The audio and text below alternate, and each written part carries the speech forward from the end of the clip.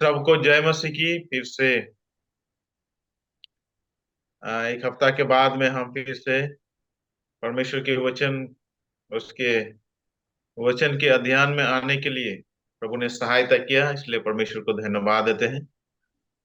आज की भाग में हम लोग जाएंगे डायरेक्ट दानियल 9 अध्याय का। आज हम 25 और 26 और 27 इस अध्याय का आखिरी भाग को हम देखेंगे। दानियल 9 अध्याय का 25, 26 और 27। दानियल उसका 9, 25, 26 और 27, ये तीनों पद को आज हम देखेंगे। यही जो मेन जो दिन और समय और काल के बारे में बताया है, जो यीशु मसीह के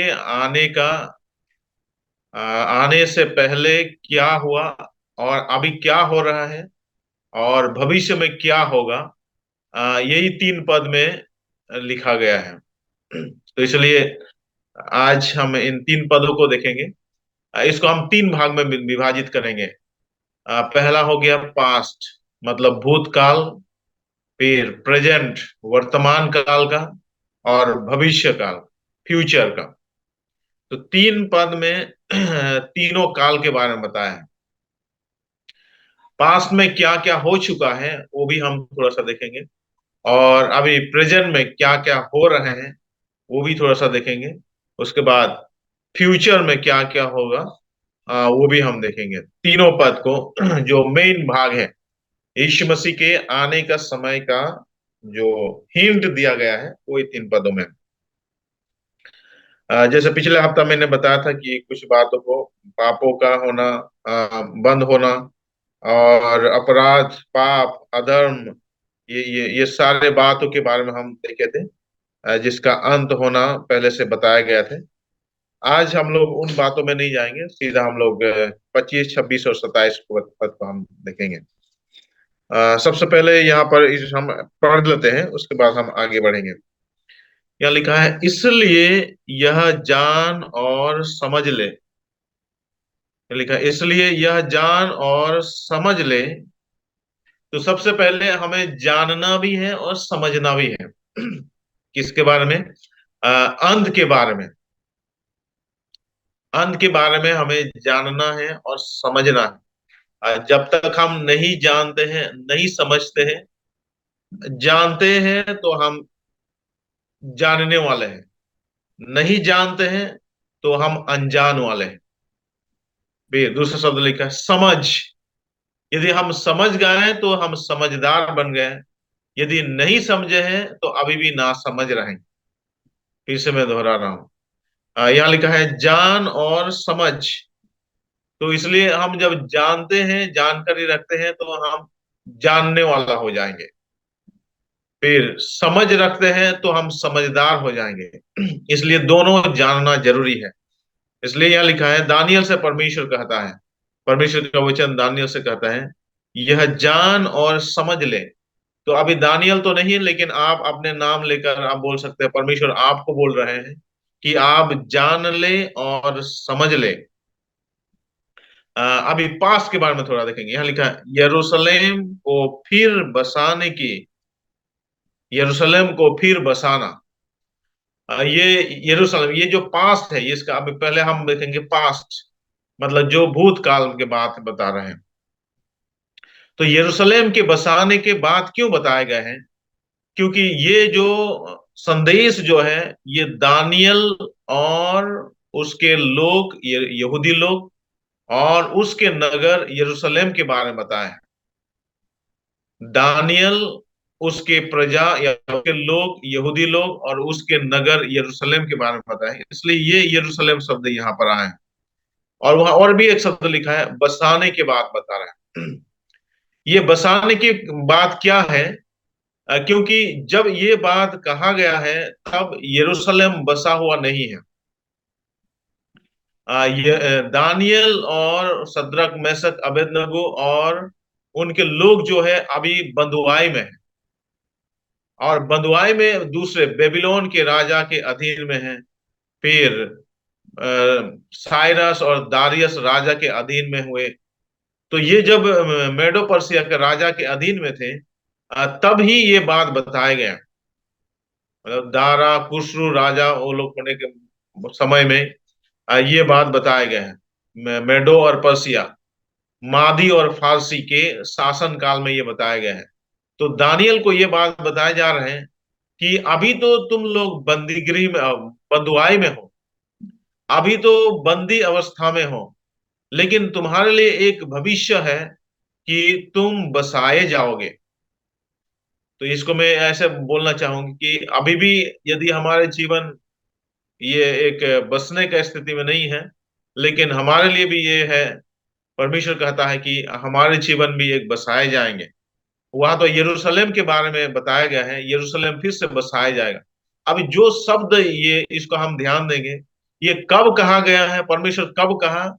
जब वो लोग बंधुआई में थे, बंदी बनकर, गुलाम बनकर थे, उस समय भी परमेश्वर उनको एक प्रोत्साहन भरी वचन को देते हैं और कहते हैं यरूशलेम बसाए जाएंगे। तो हम लोग, सब लोग यीशु मसीह के नाम में स्वतंत्र हैं। हम पाप से छुटकारा पाए हैं, श्राप से छुटकारा पाए हैं। फिर भी परमेश्वर हमसे कहता है कि वो हमें फिर से बसाना चाहते हैं। जो जिन जिन क्षेत्र में हम बंदीगिरी में है या बंधुआई में है, उन क्षेत्र से परमेश्वर हमको बसाना चाहते हैं। डायरेक्ट इस शब्द में आते हैं, आज्ञा निकलने से लेकर अभिषिक्त प्रधान के साथ समय तक 7 सप्ताह बीतेंगे। आज के भाग जो मैं बोलना चाहता हूँ, मुझे पता है कि हम में से बहुत से लोग नहीं समझ पाएंगे, और इसलिए मैं इसको बहुत ज्यादा डिटेल नहीं बोलना चाह रहा हूँ। क्योंकि ये थोड़ा हिसाब किताब की बात है और थोड़ा गणित वाले बात है, और ये बड़ो हिस्ट्री वाली बात है।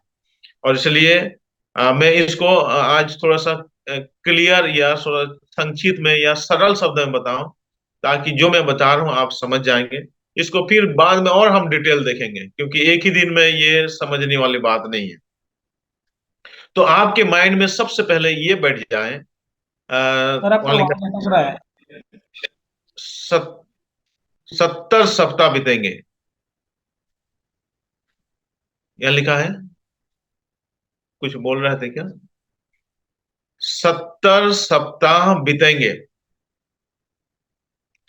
क्या पहली पॉइंट आप यहाँ आप लिख सकते हैं या आप सुन सकते हैं। परमेश्वर ने दानियल से कहा कि 70 सप्ताह। अब ये 70 सप्ताह कितना दिन होगा? अभी हम हिसाब किताब करेंगे, ये लंबा समय लग जाएगा। परंतु यहाँ इस 25, 26 और 27 पद के अनुसार 70 सप्ताह को 3 भाग में भाग किए। तो सबसे पहले हम ये जान लेते हैं, ये जान ले और समझ ले, 70 सप्ताह मतलब 70 और सप्ताह, दो शब्द एक साथ आया। 70 और सप्ताह मतलब 70 और 7। सात में इसलिए बोल रहा हूं, एक सप्ताह में 7 दिन होता है ना। आप कुछ अंग्रेजी बाइबल पढ़ेंगे तो वहां ऐसे लिखा है 70 7। वहां इंग्लिश में लिखा है 70 7, और हिंदी बाइबल में लिखा है 70 सप्ताह। 77 लिखा है, कुछ बाइबल में लिखा है 70 वीक्स लिखा है, और कुछ बाइबल में 77 लिखा है। तो इसलिए हम ये बात को ले लेते हैं कि 70 7 यानी 70 सप्ताह। तो ये जो सप्ताह शब्द है, ये यहूदियों के कैलेंडर के अनुसार यदि हम देखेंगे तो 70, अभी सबसे पहले हम अभी भारत के कैलेंडर में या अंग्रेजी कैलेंडर कैलेंडर हम लोग फॉलो करते हैं। जैसे एक हिंदी कैलेंडर हम लोग हमारे भारत में हम चलाते हैं। और प्राय लोग, हम लोग उस महीना का भी नाम नहीं जानते हैं, है ना। वो पर उसमें नहीं जाते हम लोग। जैसे अंग्रेजी कैलेंडर, जनवरी, फरवरी, मार्च, अप्रैल, ये हम जो फॉलो करते हैं। इसमें जो होता है 365 दिन होता है। एक साल में 365 दिन होता है, हम सब लोग जानते हैं। और 12 महीना होते हैं। ये 365 दिन होता है और 12 महीना की गिनती होता है। लेकिन जो यहूदियों का कैलेंडर है उसके हिसाब से आ, वो लोग जो मानते हैं उसको इंग्लिश में बोलते हैं, हम लोग सोलर कैलेंडर मानते हैं, वो लोग लूनर कैलेंडर मानते हैं। मतलब ये चांद संबंधित और सूर्य संबंधित। तो हम लोग ये जो है सूर्य संबंधित, ये हमारा जो कैलेंडर है ये सूर्य संबंधित मतलब सोलर सिस्टम के अनुसार है।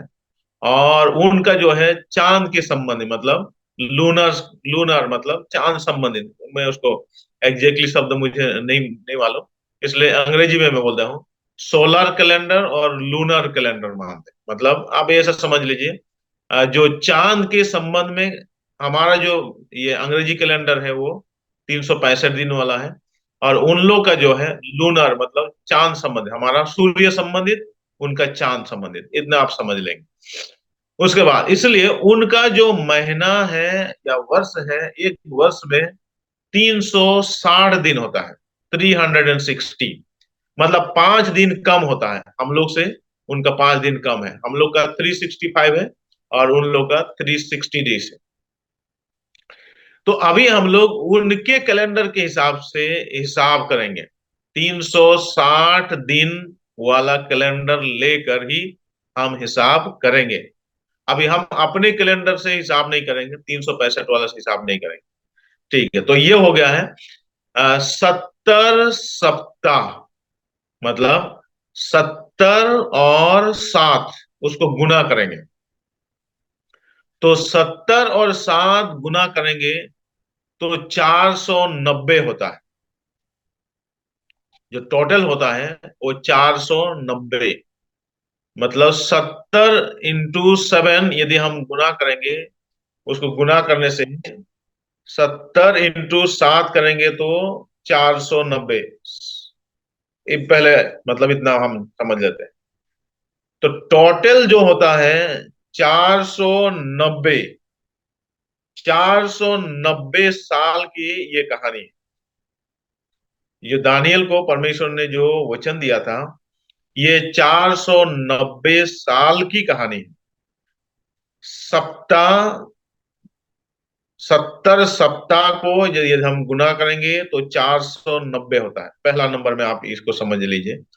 तो टोटल ये कहानी जो है 490 साल की कहानी के बारे में अभी हम देखेंगे। उसके बाद दूसरी बात है, ये 490 साल को, क्योंकि साल बोलने से हमको और आसान होगा, सप्ताह बोलने से अच्छा होगा। 90 मतलब 490 साल बोलेंगे, मैं सोचता हूँ आपका और क्लियर हो जाएगा। तो इसलिए अभी 490 साल को हम विभाजित करेंगे, मतलब 70 सप्ताह को 3 भाग में विभाजित करेंगे। तो ये विभाजन हम अपने से नहीं कर सकते हैं, यहाँ जो लिखा है उसी के अनुसार विभाजन करें। मैं फिर से पढ़ दे रहा हूँ 25 पद को, वहां ऐसा लिखा है जहां तक हम लोग पढ़े थे। आज्ञा निकलने से लेकर, वहां लिखा है प्रधान के समय तक 7 सप्ताह बीतेंगे। आपके बाइबल में भी लिखा होगा, आप देख सकते हैं, 7 सप्ताह बीतेंगे। तो 70 सप्ताह को हम 3 भाग में बंटवारा करेंगे। मान लीजिए उसको ऐसे समझेंगे और आसान तरीके से, आपको 70 रुपया देना है ना, रुपया जल्दी समझ जाएंगे आप, है ना। पैसा का लेन देन हम लोग रोज करते हैं, और ज्यादा पैसा नहीं, 70 70 रुपया। तो 70 रुपया को आप 3 लोगों को देना है। तो पहला आपको देना है 7 रुपया, है ना। 7 रुपया मतलब आप ऐसे उसको समझ लीजिए 7 सप्ताह। पहला हो गया है 7 सप्ताह, मतलब आप ऐसे समझिए 7 रुपया। तो 7 सप्ताह मतलब दो शब्द है उसमें, सात है और सप्ताह है। तो सप्ताह में 7 होता है। फिर से दोहरा रहा हूं, 7 सप्ताह, 7 रुपया। तो रुपया में तो 7 नहीं आएगा, लेकिन सप्ताह में 7 आएगा, इसलिए उसको ऐसे आप उसको गुना करना पड़ेगा। 7 × 7, 7 × 7 मतलब 7 और 7। तो आप बोलेंगे कि 7 और 7 दो बार कैसे आ रहा है? इसलिए आ रहा है क्योंकि 7 सप्ताह बोल रहे हैं। इंग्लिश बाइबल में, और जो इंग्लिश बाइबल पढ़ते हैं उनको और क्लियर हो जाएगा। 7 × 7 लिखा है, 7 7 लिखा है, मतलब 7 7। तो 7 और 7 होने से उसको गुना करेंगे तो 49 होगा, 49। तो अभी आपको जो शुरू में मैंने बोला था 7 रुपया मतलब 49 रुपया, आपको अभी ऐसे समझना है। तो 490 रुपया को अभी हम पहला भाग में ऐसे भाग कर रहे हैं, 49 रुपया मतलब 490 साल को हम 3 भाग में भाग कर रहे हैं। पहला भाग हो गया है 7 × 7 मतलब 49 रुपया। आप ऐसे समझ लीजिए, पहला हो गया है 49 रुपया। ठीक है, अभी 7 × 7 मतलब 49 साल में, 49 ईयर्स। तो इसको और ज्यादा कंफ्यूजन में मत होइए, मैं एक शब्द में बोल देता हूं। मतलब पहला भाग हो गया है 49 साल, 49 ईयर्स, 49 साल। और ये 49 साल में क्या बनेगा, क्या बना, ये इसको हम देखेंगे। पहला भाग में क्या बना, यहां पर फिर से यदि हम देखेंगे, पढ़ेंगे, वहां लिखा है बसाने के आज्ञा निकलने से लेकर, है ना। हम बाइबल को ही हम अनुवाद करेंगे, हम अपने मन से कुछ भी नहीं बोलेंगे, क्योंकि अपने मन से बोलने से कुछ मिलेगा नहीं। इसलिए आप उसमें ध्यान से देखिए, बाइबल में यह लिखा है आज्ञा के निकलने से लेकर। तो शुरू कब होगा? आज्ञा निकलना पड़ेगा। ये 49 साल शुरू कब होगा? ये शुरू, इनका शुरुआत, आज्ञा जिस वर्ष निकलेगा उसी वर्ष ये शुरू हो जाएगा। तो ये शुरू होता है आज्ञा निकलने से। अभी रही बात, आज्ञा बहुत निकला है, अभी मैं इतना डिटेल जाऊंगा फिर आप और ज्यादा कंफ्यूज हो जाएंगे, इसलिए मैं और ज्यादा कंफ्यूजन नहीं, जब मैं समझाऊंगा तो आप कंफ्यूज हो जाएंगे, मुझे पता है। इसलिए मैं अभी इस बात को छोड़ रहा हूँ, क्योंकि बहुत सारे आज्ञा निकले थे। कौन कौन सा आज्ञा निकले थे आप पढ़ेंगे ना, नेहमिया 2 अध्याय और 6 अध्याय, इजरा 1 अध्याय, 2 अध्याय, ये सारे मैं बाइबल से ही आज्ञा निकलने की बात बताऊंगा, लेकिन उसको बाद में बताऊंगा। अभी आप इतना समझ लीजिए, शुरू कब होगा? एक नंबर है आज्ञा निकलेगा।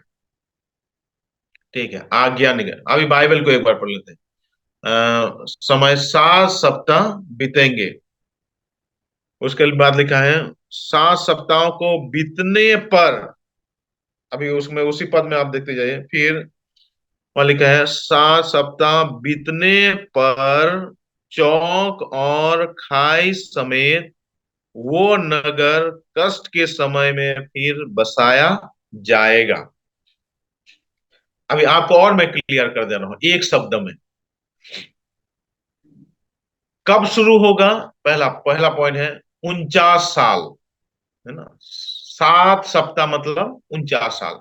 एक नंबर है 7 सप्ताह, 7 सप्ताह मतलब हो गया है 49 साल।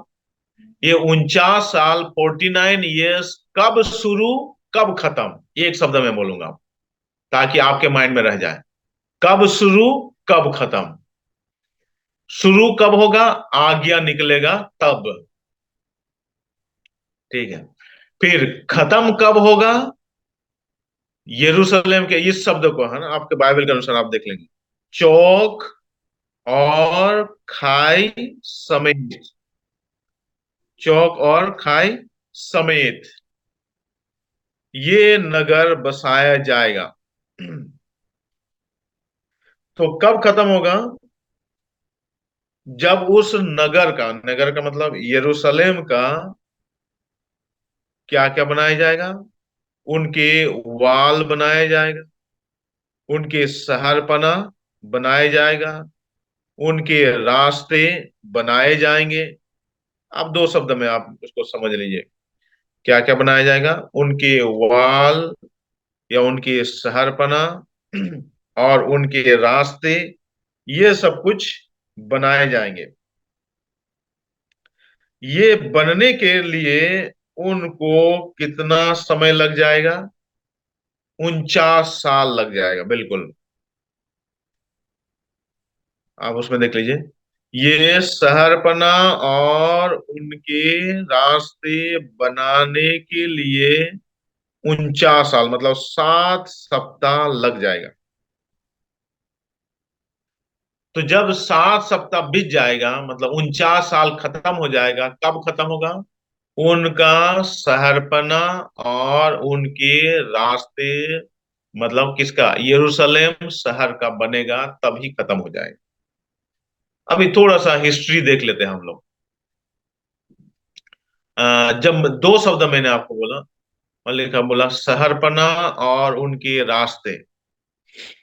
आप नेहमिया में की किताब में आप सुने होंगे, 1 अध्याय 2 अध्याय में उनकी शहरपना बिल्कुल टूट चुकी थी। यरूशलेम की शहरपना टूट चुकी थी। और ये नेहमिया को एक बड़ी बोझ था कि वो सब लोग वहां, वो लोग बाबुल देश में या मेडो पर्सिया में वो लोग गुलाम थे। तब जब मेडो पर्सिया में वो लोग गुलाम थे, किसके बाद? दानियल, ये सब लोग जाने के बाद ये नेहमिया लोग आए ना। थोड़ा सा हिस्ट्री भी आप लोग समझ लीजिए। दानियल के किताब में दानियल, सद्रक, मैशक, अबेदनगो, ये लोग आए, ये लोग सब खत्म होके सब लोग मर गए।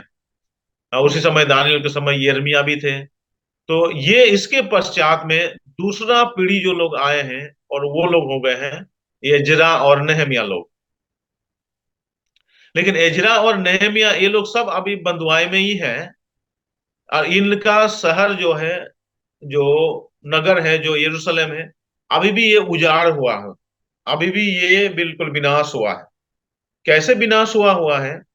क्योंकि ये राजा नबूकदनेस्सर ने उसको नाश कर दिए थे, और ये यहूदी लोगों को वो अपने देश में लेके आए थे। इसलिए यरूशलेम शहर जो है बिल्कुल टूटा हुआ है। टूटा हुआ है, वो उनको बनाना है। तो ये बनाने के लिए, मतलब हम आज के शब्द में ले तो बसाने के लिए, फिर बसाया जाएगा। तो बसाने के लिए ये लोग, एजरा, नेहमिया, ये सब लोग मिलके वहां जाके बनाने लगे। फिर डिटेल नहीं बता रहा हूं। अब ज्यादा डिटेल होगा फिर कंफ्यूजन होगा, इसलिए कम शब्द में बोल रहा हूं ताकि आप आसानी से समझ जाएं। तो पहला शब्द है 49 साल में उनका शहरपना, उनका वाल, मतलब एक शब्द में बोले तो यरूशलेम नगर फिर से बसा दिया गया। किसके द्वारा? किसके हेल्प के द्वारा? एजरा, नेहमिया, ये सब लोग मिलकर यरूशलेम नगर को फिर से बसा दिए, मतलब फिर से बना दिए। तो बनाने के लिए उनको 49 साल लग गया, 49 ईयर्स लग गए। ठीक है, ये हो गया है पास्ट कहानी, जो ऑलरेडी हो चुका है ना। इसमें अभी हम ज्यादा ध्यान नहीं देंगे क्योंकि वो ऑलरेडी हो चुका है। तो पहला पहला भाग कंप्लीट हो गया है। यदि कुछ डाउट होगा आप बोल सकते हैं, मैं इसको बाद में अगले बार में फिर इसको डिटेल और बताऊंगा। तो पहला भाग क्लियर हो गया है। 70 सप्ताह में से 7 सप्ताह खत्म हो गया, मतलब 70 रुपया में 7 रुपया चला गया। तो कितना रुपया बचेगा? 63 रुपया बचेगा ना, 63 बचेगा।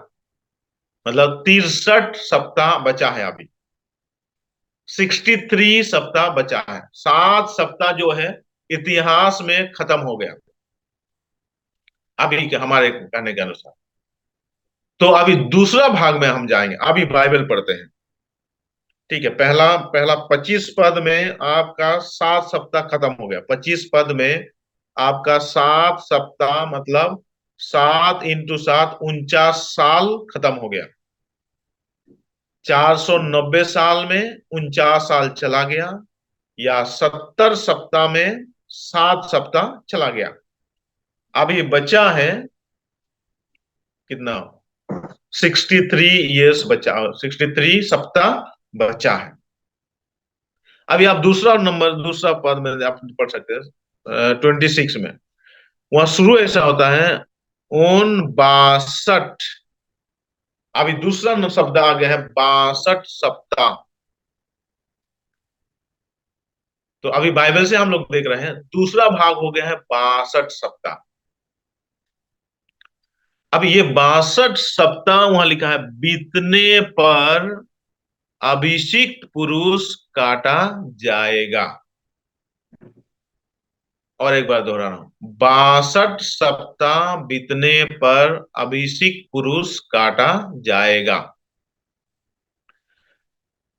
जिस दिन ये 7 सप्ताह खत्म हो गया, उसके अगले ही दिन ये 62 सप्ताह चालू हो गया। अभी उसको ऐसे समझेंगे, 2024 खत्म होते ही अगले दिन 2025 चालू हो गया। और एक बार दोहरा, 2024 खत्म होते ही, 31 दिसंबर को खत्म होते ही अगले दिन 1 जनवरी को ही 2025 चालू हो गया। वैसे ही 7 सप्ताह शुरू हुआ, आज्ञा निकला, खत्म हुआ, इनका नगर बस गया। नगर बसने के ही अगले ही दिन 62 सप्ताह चालू हो गया। ठीक है, आप इतना ध्यान देंगे। नगर बसने के अगले ही दिन में 62 सप्ताह चालू हो गया। मैं इसको डेट सहित अगले बार जरूर आपको दूंगा, नहीं तो अभी डेट दूंगा और ज्यादा कंफ्यूजन। कौन कौन सा राजा के समय ये शुरू हुआ, और कौन सा राजा के समय पहला खत्म हुआ, फिर कौन सा राजा के समय दूसरा चालू हुआ, फिर कौन सा राजा के समय दूसरा खत्म हुआ, ये भी आपको और डिटेल मिल जाएगा। लेकिन अभी वो राजा में हम नहीं जाते हैं, एक शब्द में हम जाते हैं 62 सप्ताह। अभी 62 सप्ताह कब चालू हुआ, फिर से आपको एक बार उसमें गणित में चले जाता। 62 सप्ताह, जब भी मैं सप्ताह शब्द बोलता हूं आप सात समझिए। 62 सात मतलब 62 7।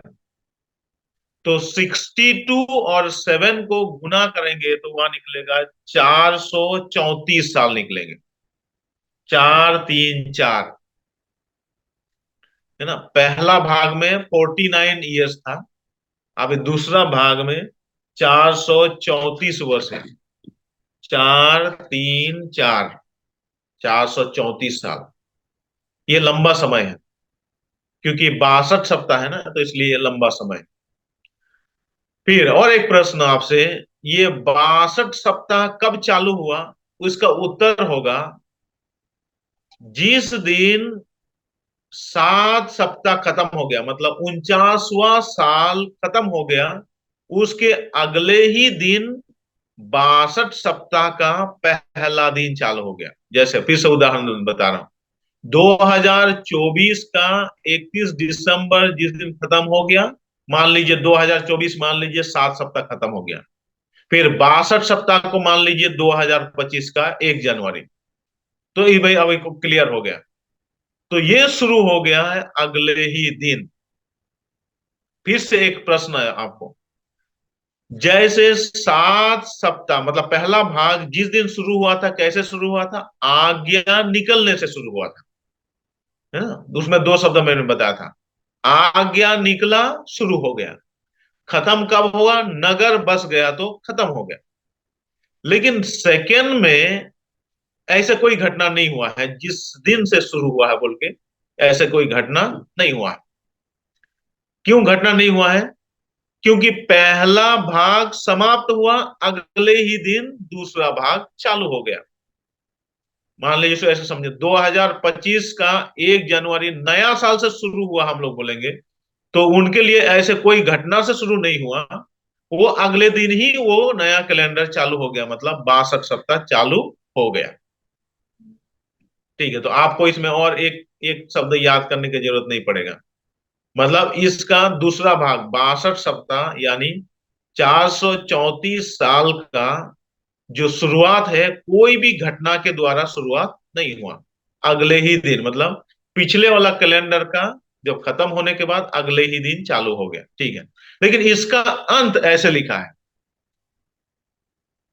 मैं अभी आपको शब्द को लेके जा रहा हूँ। 26 पद को हम पढ़ेंगे। उन 62 सप्ताहों के बीतने पर, अब एक शब्द आप देखिए उसमें, बीतने पर। अभी बीतने पर को क्या हम समझेंगे, मतलब बीत गया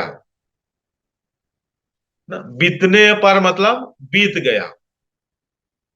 इंग्लिश बाइबल में पढ़ेंगे तो वहां और एकदम एक शब्द में बहुत अच्छा से लिखा है, वहां लिखा है आफ्टर द 62 वीक्स, मतलब 62 वीक्स खत्म होने के बाद, मतलब 62 सप्ताह खत्म होना। ये जो हिंदी में बीतने पर, मैं वो शब्द को ले रहा हूं। बीतने पर का मतलब होता है खत्म हो जाने के बाद, मतलब 62 सप्ताह खत्म हो गया। अब यहां पर ये 62 सप्ताह फिर कब खत्म होगा, यहां तो कुछ बता नहीं रहा है अभी। मतलब ऐसे लगेगा 62 सप्ताह क्या चीज से शुरू हुआ वो भी पता नहीं चल रहा है, फिर 62 सप्ताह क्या चीज से खत्म हुआ वो भी पता नहीं चल रहा है, फिर तो हम मुश्किल में हो जाएंगे, है ना। लेकिन अभी हम इसमें एक हम पढ़ेंगे, एक हम देखेंगे।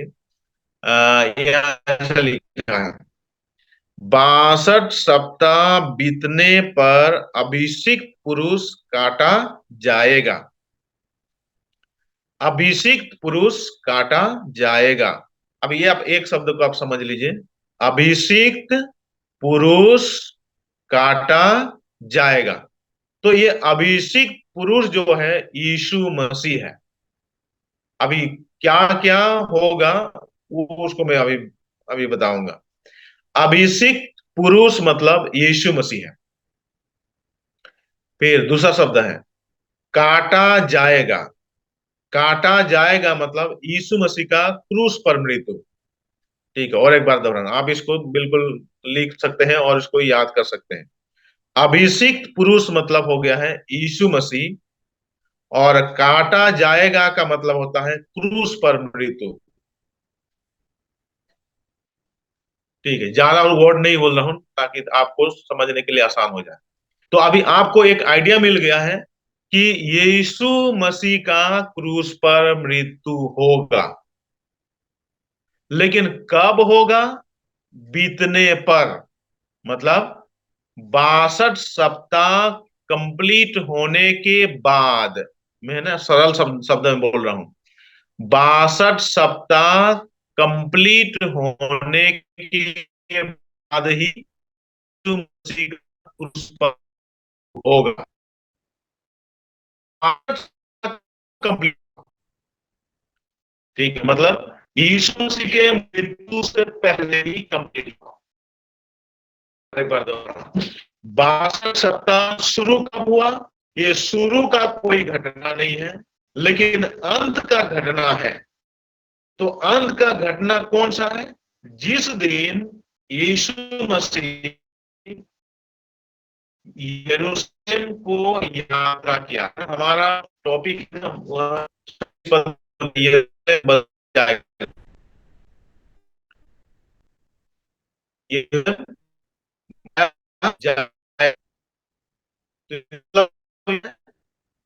कि यरूशलेम बसाया जाएगा, मतलब यही गया।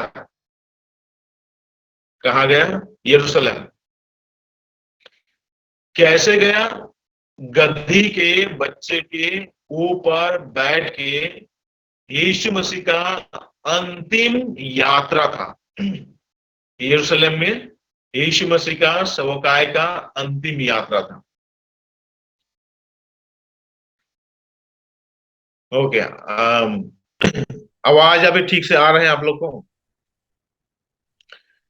यीशु मसीह का अंतिम यात्रा था कौन सा, जब यीशु मसीह उसके मृत्यु से पहले, यीशु मसीह का मृत्यु से पहले यीशु मसीह यरूशलेम यात्रा किया था। जिस दिन यीशु मसीह यात्रा किया था उसको हम सब लोग जानते हैं, खजूर पर्व मनाते हैं ना, कुछ लोग विश्वासी लोग खजूर पर्व मनाते हैं, है ना, इंग्लिश में पाम संडे बोलते हैं। खजूर की डालियां लेकर हुसाना हुसाना ऐसे बोल के वो लोग जाते हैं। तो यही सप्ताह है, यही दिन है जिस दिन यीशु मसीह यात्रा किया था, यरूशलेम में यात्रा किया था। वही दिन है ये 62 सप्ताह कंप्लीट होने का दिन। ठीक है, 62 सप्ताह मतलब 434वां साल, सेकेंड भाग में था 434 साल, है ना, मतलब 62 इंटू 7, 62 सप्ताह। 62 सप्ताह मतलब 434 साल। तो 434वां साल का अंतिम दिन था, फिर से बता रहा हूं, 434वां साल का अंतिम दिन था यीशु मसीह जिस दिन यरूशलेम में उस गधी के बच्चे के ऊपर बैठकर यात्रा किया था, और सब लोग उस रास्ते में कपड़े और खजूर का डालियां बिछाते जा रहे थे, खजूर का डालियां बिछाते जा रहे थे, और होसाना होसाना बोल के गा के जा रहे थे। ये उसी दिन ये 62 सप्ताह कंप्लीट हो गया। ठीक है, मतलब 434वां साल भी कंप्लीट हो गया उसी दिन। अभी मैं आपके आगे बढ़ाता हूँ उसी पद में, और 26 पद में यहाँ लिखा है 62 सप्ताह, है ना, 62 सप्ताह कब कंप्लीट हो गया? यीशु मसीह जिस दिन यरूशलेम गया था उसी दिन 62 सप्ताह भी कंप्लीट हो गया। अभी आप देखिए, 62 सप्ताह बीतने पर, उसको हम ऐसे समझेंगे, 62 सप्ताह बीतने पर का अर्थ होता है यरूशलेम जाने के बाद। इंग्लिश बाइबल के अनुसार लिखेंगे तो आफ्टर, मतलब बीतने के बाद, मतलब यरूशलेम में यात्रा करने के बाद।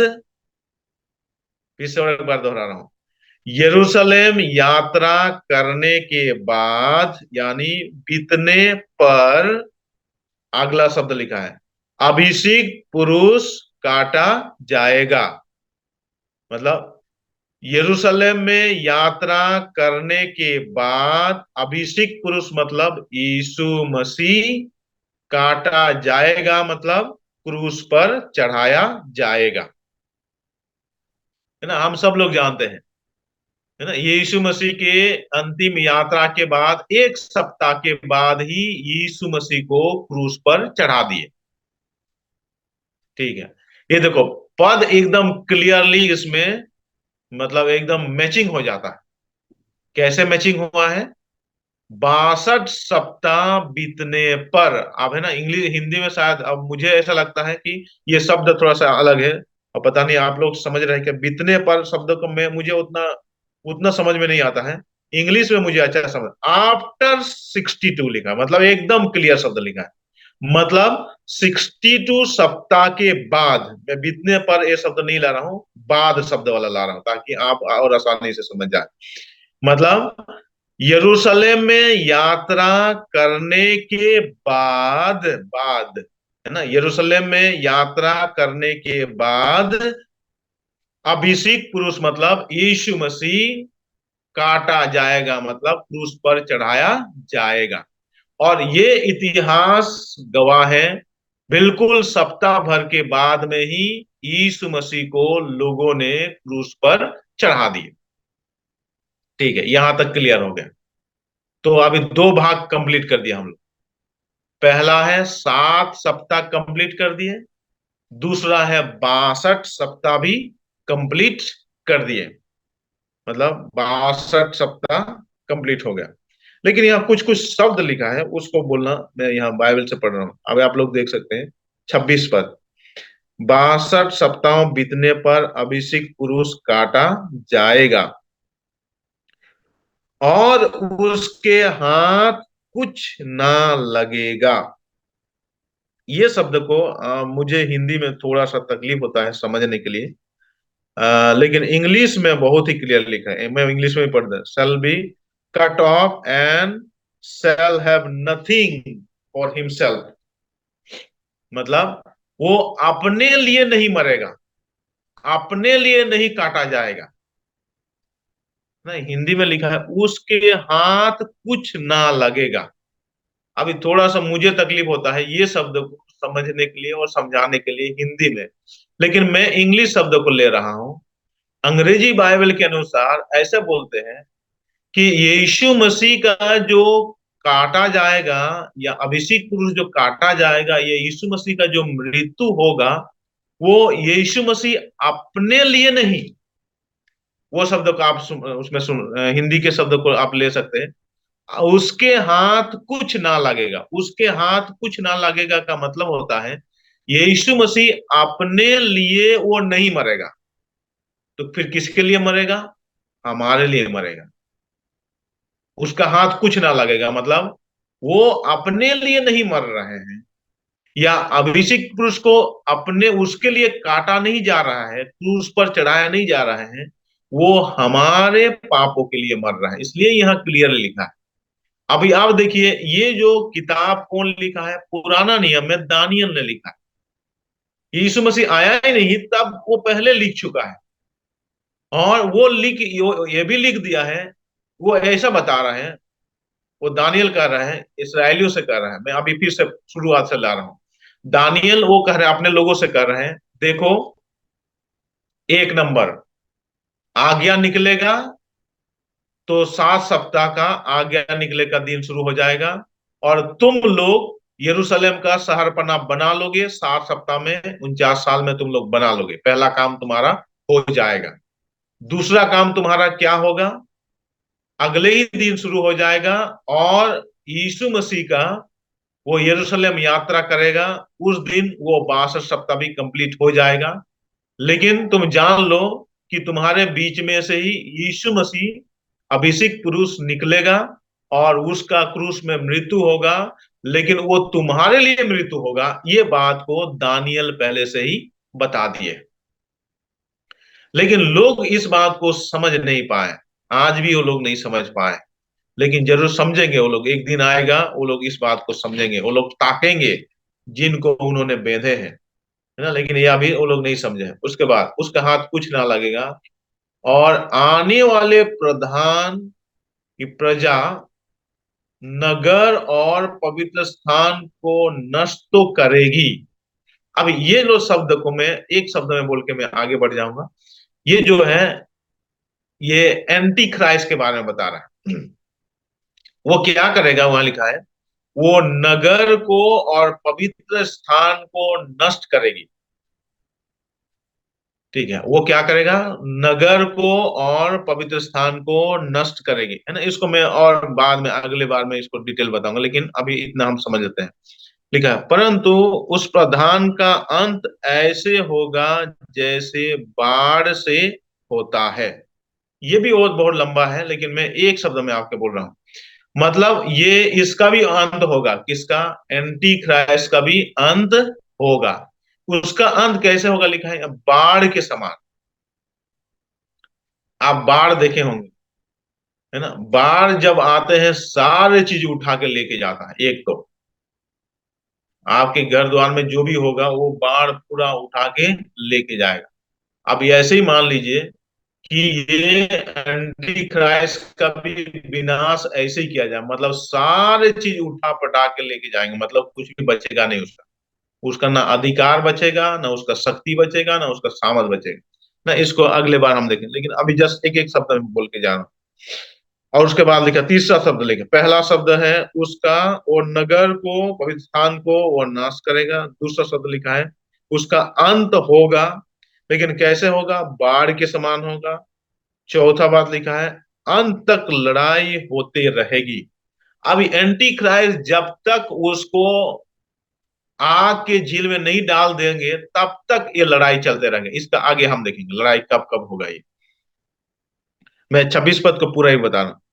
क्योंकि उजड़ जाना निश्चय ठान लिया गया है। और एक शब्द होगा वहां, उजड़ जाना, ये भी हम लोग बाद में देखेंगे, उजड़ जाना होगा। तो इतने चीज ये एंटी क्राइस्ट के द्वारा किया जाएगा। ये अभी हुआ नहीं, अभी ये होगा। फिर 27 पद में तीसरा भाग में हम जाते हैं। एक सप्ताह, ठीक है। ये तीनों पद का शुरू शुरू में ही आपको ये मतलब 26 का भी हम लोग पढ़े थे। 26 पद और 27 पद और 28 पद, तीनों पद का हम लोग 25 पद से पढ़ रहे हैं। 25, 26 और 27 और 28, और 27, 28 नहीं है, 27 पद। 25, 26, 27। 25 पद में है 7 सप्ताह। 26 पद का शुरुआत में है 62 सप्ताह। फिर 27 पद का शुरुआत में है 1 सप्ताह। एक बार आप और देख सकते हैं। 25 पद में है, पहला नंबर भाग है 7 सप्ताह, जो हम लोग पढ़ चुके हैं। दूसरा नंबर है 62 सप्ताह, इसको भी हम देख लिया। 62 सप्ताह मतलब 62 सात, मतलब 434 साल। उसके बाद अब तीसरा नंबर है 1 सप्ताह। एक मतलब एक, सप्ताह मतलब सात। तो एक सात, सात को एक गुना में एक करेंगे तो एक सात सात होता है। सात एकम सात है ना। तो 7 साल। तो अभी तीसरा वाला जो भाग है ये 7 साल है। पहला वाला भाग हो गया है 49 साल।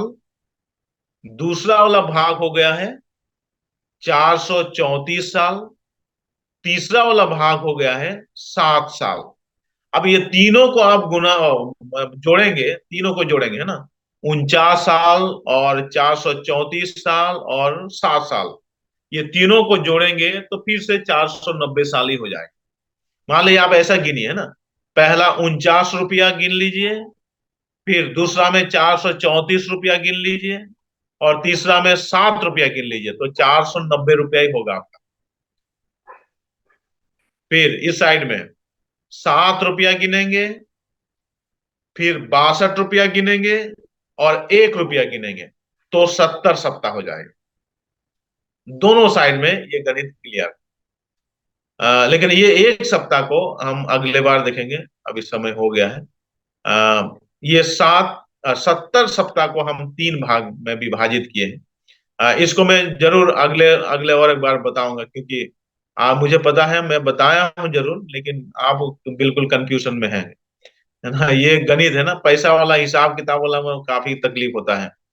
तो इसलिए आप कंफ्यूजन में हैं। आप अगर लिखना चाह रहे कौन सा चीज आपको नहीं समझ में आया है, आप बता सकते हैं। दिनेश को भी बता सकते हैं, डायरेक्ट मेरे पास भी व्हाट्सएप में मैसेज भेज सकते हैं, या आप टेक्स्ट भेज सकते हैं। ये शब्द मुझे ठीक से समझ नहीं आया है, अगले बार, ताकि मैं उसको उसी बात को मैं समझाने के लिए कोशिश करूंगा।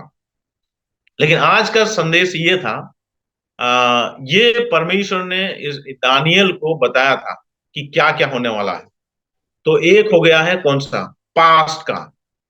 7 सप्ताह जो है वो पास्ट का हो गया। फिर 62 सप्ताह वो भी पास्ट का ही है, लेकिन हम वर्तमान के साथ वो कुछ बात जुड़ा हुआ है। 62 सप्ताह का अंत होने के बाद जो वर्तमान में कुछ बात तो जुड़ा है। फिर भविष्य का बात जो है ये 1 सप्ताह है ना। ये 1 सप्ताह अभी तक शुरू हुआ नहीं है, ये शुरू हुआ नहीं है। अब ये कब शुरू होगा, कैसे शुरू होगा, उसके बारे में भी हम डिटेल पढ़ेंगे ना। अभी इसमें और बहुत सारे क्या है, अलग अलग शिक्षा देते हैं। कुछ लोग बोलते हैं 1 सप्ताह चालू हो गया है, कुछ लोग बोलते हैं 1 सप्ताह चालू नहीं हुआ है।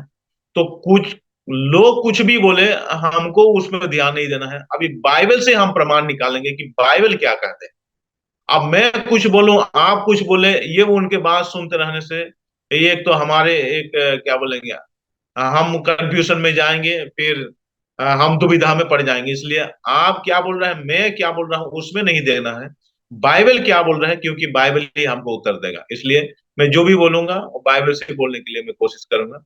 और इसलिए आज की अध्ययन हम यही समाप्त करते हैं। लेकिन समाप्त करने से पहले एक बार और दोहरा दे रहा हूँ, ये जो 70 सप्ताह भले गणित टाइप का लग रहा है, लेकिन इसके पीछे अभी है ना, ये जो वर्तमान में यीशु मसीह मरने के बाद क्या घटना घटा है मैं उसको बताया नहीं, है ना। अभी जो यीशु मसीह के क्रूस में मृत्यु के बाद से अगला जो एक सप्ताह था वो तुरंत चालू नहीं हुआ। तो क्यों चालू नहीं हुआ इसके बारे में भी देखेंगे, है ना? वो चालू हो जाना, जैसे पहला नंबर खत्म होते दूसरा नंबर तुरंत चालू हो गया, अगले दिन चालू हो गया। 2024 खत्म हुआ, 25 तुरंत चालू हो गया। लेकिन 25 खत्म होने के बाद 26 क्यों चालू नहीं हो रहा? ये भी एक सोचने वाली बात है, ये भी एक समस्या वाली बात है। तो ये क्यों चालू नहीं हुआ है उसको भी बताएंगे। और अभी 2025 चल रहा है, मान लीजिए अभी 2025 चल रहा है। तो ये 25 चल रहा है, ये क्या चल रहा है? इसको हम कहते हैं ये कलीसिया का युग, पवित्र आत्मा का युग, और इसको कहा गया है अनुग्रह का युग। इसके बारे में भी हम डिटेल पढ़ेंगे। आइए हम प्रार्थना करें। प्रभु जी, हम आपको धन्यवाद देते हैं, जो जो बात प्रभु जी आपने, प्रभु जी आपने लोगों को प्रकट किए, और प्रकट किए प्रभु जी आपके विषय में। और जो बात हो चुकी है, जो हो रही है, जो होने वाली है, इन सारे बातों को समझने के लिए आप सहायता करें। हर एक सुनने वाले, हर एक इस जूम में पिताजी ज्वाइन होने वाले हर एक लोगों को प्रभु जी, आपके प्रिय लोगों को प्रभु जी, आपके संतान को, आपके दादा को, परिवारों को, हर एक को प्रभु जी आपके पवित्र हाथ में सौंपते हैं। आपके वचन को सुनने के लिए, समझने के लिए आप शक्ति दे, ताकि हम उसको जाने और समझे और उसके अनुसार चलने के लिए सहायता। सारे बातों के लिए धन्यवाद, यीशु के नाम से मांगते हैं, आमीन।